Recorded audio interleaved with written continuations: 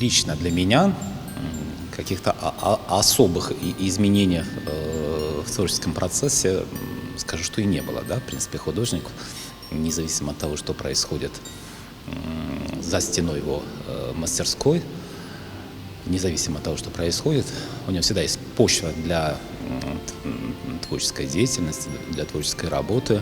Какие-то планы поменялись, большие, небольшие, но все равно какой-то отрезок пути пройден. Интересно, неинтересно, конечно, покажет время. Благодаря нашей соотечественнице Иреме Губле, она у нас проживает в Германии, у нее своя частная галерея художественная, и вот благодаря ее усилиям как-то все сошлось, да, и мы не в прошлом году, а позапрошлом году мы устроили выставку. Но в прошлом году мы тоже намечали еще одну очередную выставку в связи с общемировыми процессами, с этой пандемией так называемой, да, вот все это отложилось. Вы знаете, художник, он постоянно в поисках какого-то своего языка, да, языка общения с окружающим нас миром, с людьми, с передачей какой-то интересной информации.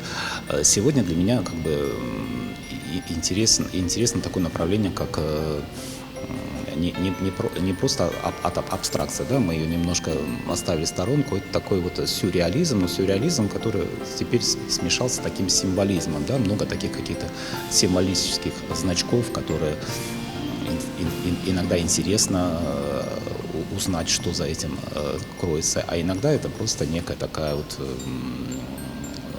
группа каких-то объектов, благодаря которым создается какая-то композиция. Там тоже кто-то это воспринимает, кто-то это не воспринимает, то есть публика разная, есть люди взрослые, есть люди молодые. Для молодежи это язык, они его читают, он для них близок, для людей старшего поколения это немножко броско, непонятно, и как-то так вот человек соблюдает некую дистанцию и осторожен. В этом году я собираюсь провести персональную выставку в наших выставочных залах Союз художников Абхазии. Есть приглашение поучаствовать в совместной выставке в Германии. Вот, как-то забегать вперед, более конкретизировать не хотелось бы. И, конечно же, возможно, персональные выставки еще раз в Германии. Да? Вот мы планировали ее осуществить в прошлом году. Из-за коронавируса мы ее перенесли на этот год.